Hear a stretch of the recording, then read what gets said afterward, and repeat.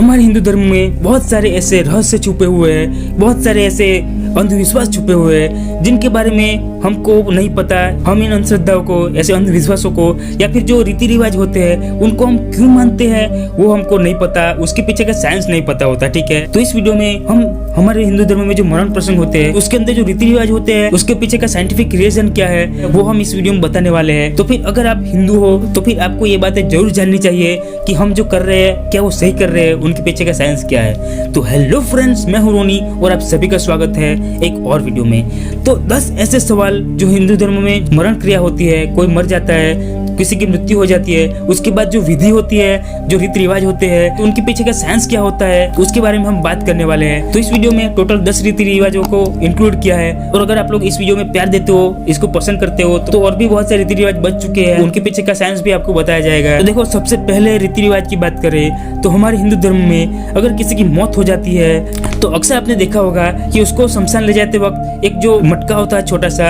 उसके अंदर वो जो अंगारे होते हैं, वो जो शोले होते हैं, उसको एक मटके में भर के ही क्यों ले जाया जाता है। अब उसके पीछे का रीजन क्या है, उसके पीछे का साइंस क्या है। तो देखो, पुराने टाइम में माचिस जैसी चीज नहीं हुआ करती थी। ठीक है, तो अगर शमशान में मृतदेह को आग देनी है, अग्नि देनी है तो कैसे होगा। तो घर से जो शोले होते हैं उसको जलते हुए लेके जाया जाता था और मटके में इसलिए ताकि जो पवन आए उससे बुझ न जाए, तो इसीलिए घर से आग ले जाया जाता था। लेकिन अभी तो माचिस का जमाना है, एक माचिस की तीली से आग जल जाती है, तो इसकी वजह से पुराने टाइम में घर से आग ले जाई जाती थी। अब रीति रिवाज नंबर 2 की बात करें तो ऐसा माना जाता है कि किसी भी मृतदेह को या फिर डेड बॉडी को रात में नहीं जलाया जाता, रात में शमशान नहीं ले जाया जाता। ठीक है, तो इसके पीछे का रीजन क्या है, इसके पीछे का साइंस क्या छुपा हुआ है। तो देखो, पुराने टाइम की बात करें तो तब ना इतनी सुविधा नहीं हुआ करती थी, नदी किनारे आग लगाई जाती थी चिता सजा के।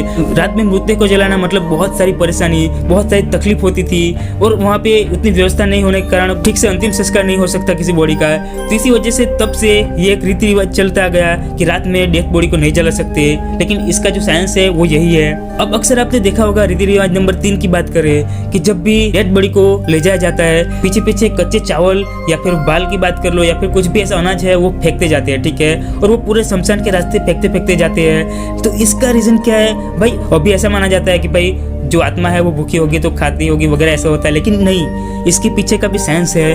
पुराने टाइम में क्या होता था कि अगर घर से मृतदेह को समय पर लेके बाहर निकल गए, लेकिन कोई परिवारजन या फिर सगा वाला हो गया, वो आने में लेट हो गया, तो अगर उसको शमशान में जाना है, अंतिम संस्कार में जाना है, तो वो कैसे जाएगा।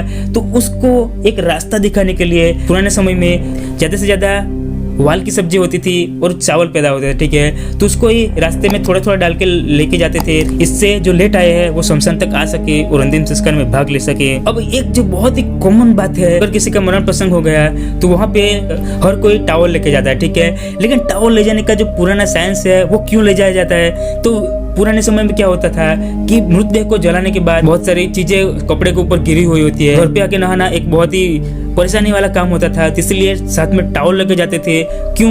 क्योंकि वहाँ पे जो नदी होती है, जो शमशान के नजदीक की नदी होती है, तो वहाँ पे अच्छे से नहा लिया जाए, अपने शरीर को स्वच्छ करके घर पे आया जाए। और उसी के रिलेटेड अगले रीति रिवाज की बात करें तो जो भी मृतदेह मर गया है उसको जैसे ही घर से निकाल के ले जाया जाएगा, उसके बाद घर को, अगर कच्चा घर हो तो उसको मिट्टी से और सांड से लिप लिया जाता है, या फिर पक्का घर हो तो उसको धो लिया जाता है। ठीक है, ऐसा क्यों करते हैं? तो उसके पीछे का रीजन ये है कि किसी की मृत्यु हुई है तो मृत्यु होने के बाद डेड बॉडी के अंदर जो कीटाणु है, वायरस है या फिर कोई भी जीव जंतु है वो डेड बॉडी को छोड़ देता है। ठीक है, और डेड बॉडी को छोड़ के आ जाता है जमीन पे। इस तरह से घर को लिप देने से या फिर घर को धो देने से वो जो कीटाणु, वायरस या फिर कुछ भी है साफ हो जाता है, और दूसरी भाषा में बात करें तो घर पवित्र हो जाता है। ठीक है, अब उसके बाद आगे एक रीति रिवाज की बात करें तो आपने अक्सर देखा होगा कि शमशान में सिर्फ पुरुष लोग ही जाते हैं, लेडीज में किसी को भी नहीं ले जाया जाता। तो इसके पीछे का रीजन कि भाई पुराने समय में या फिर अभी भी बात कर लो, लेडीज लोग जो होती है, स्त्री जो होती है वो बहुत भावुक होती है, तो उसी के चलते अगर शमशान में स्त्री को ले जाया जाए, वहाँ पे अंतिम संस्कार में वो बहुत बाधा पैदा करेगी,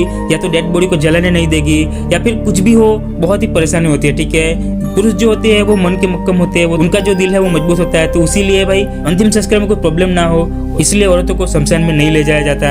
अब उसी के रिलेटेड एक और फैक्ट की बात करें, रीति रिवाज की बात करें तो मुस्लिम धर्म में अक्सर आपने देखा होगा कि कोई की मृत्यु हो जाती है तो उसको दफनाया जाता है जमीन में, और वहीं पे हिंदू धर्म में बात करें डेड बॉडी है उसको प्रॉपरली जलाया जाता है, अंतिम संस्कार किया जाता है। तो उसका जो रीजन है, उसका जो साइंस है कि माना जाता है कि मुस्लिम जो धर्म है वो अरब देश से आया था, रेगिस्तान वाले प्रदेश से आया था। अब वहाँ पे अंतिम संस्कार करने के लिए लकड़ियां मिलना बहुत ज्यादा मुश्किल होता है। तो उसी की वजह से वहाँ पे डेड बॉडी को जमीन में दफनाने की रीति रिवाज है। और वहीं पे भारत देश की बात करें, हिंदू धर्म की बात करें, तो भारत देश में अक्सर पुराने समय में बहुत ज्यादा जंगल विस्तार हुआ करता था। तो अगर किसी डेड बॉडी को दफनाया जाए तो फिर वहाँ पे एक भय रहता था कि कोई जंगली जानवर उसको खोद के निकाल ना ले, या फिर बहुत सारा प्रॉब्लम होता था। और वहीं पे लकड़ियां बहुत ज्यादा अवेलेबल होती थी भारत में। इसीलिए हिंदू धर्म की मान्यता के हिसाब से डेड बॉडी को पंच तत्वों में विलीन किया जाता है। जैसे अग्नि का यूज करके अग्नि बात हो गई, उस डेड बॉडी के जलने के बाद उसको पानी में विलीन किया जाता है। वहाँ पे हवा की बात करो, आकाश की बात करो, उनको साक्षी मान के जो मिट्टी भी आ जाती है। तो मतलब इस तरह से पंचतत्व में विलीन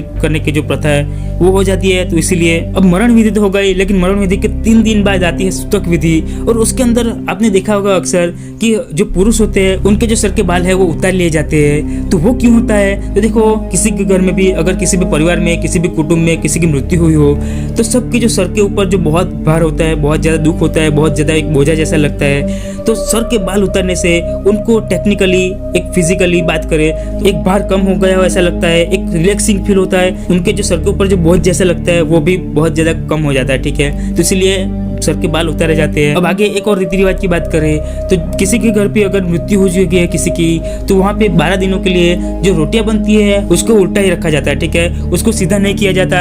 अब ऐसा क्यों होता है? तो उसके पीछे का जो रीजन है वो ऐसा माना जाता है, नॉर्मली हम जो घर में रोटियां बनाते हैं वो सीधी ही बनाते हैं, सीधी ही रख के खाते हैं। और मतलब एक नॉर्मल जो व्यवहार चलता है हमारे घर में तो वो रहता है। ठीक है, तो उसको उल्टी क्यों रखा जाता है? तो उसके पीछे का रीजन है कि घर में जो मृत्यु हुई है उसको इस तरह से याद किया जाता है और घर वालों को याद हो सके, घर वाले याद कर सके, इसीलिए रोटियों को उल्टा रखा जाता है। और किसी की मृत्यु के 12 दिन हो जाने के बाद अगर कोई पुरुष मरा है तो उसका 12वां होता है, अगर कोई लेडीज मरती है तो 13वीं होती है या फिर 13वां होता है। ठीक है, अब ऐसा क्यों होता है? देखो, ये माना जाता है कि पुरुष के कंपैरिजन में स्त्री के अंदर जो भाव होता है, स्त्री के अंदर जो किसी चीज को भी छोड़ने की जो इमोशनल अटैचमेंट होता है वो ज्यादा होता है। तो इसी वजह से पुरुष 12 दिन तक लोग बैठने आते हैं, बहुत सारी चीजें करते हैं, लेकिन वहीं पे लेडीज की कोई भी चीज को जल्दी नहीं छोड़ सकती। इसलिए एक दिन ज्यादा 13 दिन तक यही सेम विधि होती है और 13वें दिन उसकी 13वीं होती है। ठीक है, तो ये जो रीति रिवाज थे उनके पीछे का जो साइंस है, जितना मुझे पता चला, जितना वृद्ध लोगों से बात हो सके उतना बात करके, जितना मैं रिसर्च कर सकूं उतना रिसर्च करके मैंने आपको फैक्ट बताया है। तो अगर थोड़ा बहुत ऊपर नीचे हो गया हो या फिर आपको इसके बारे में कुछ पता हो तो फिर आप कमेंट में करेक्ट कर सकते हो। ठीक है,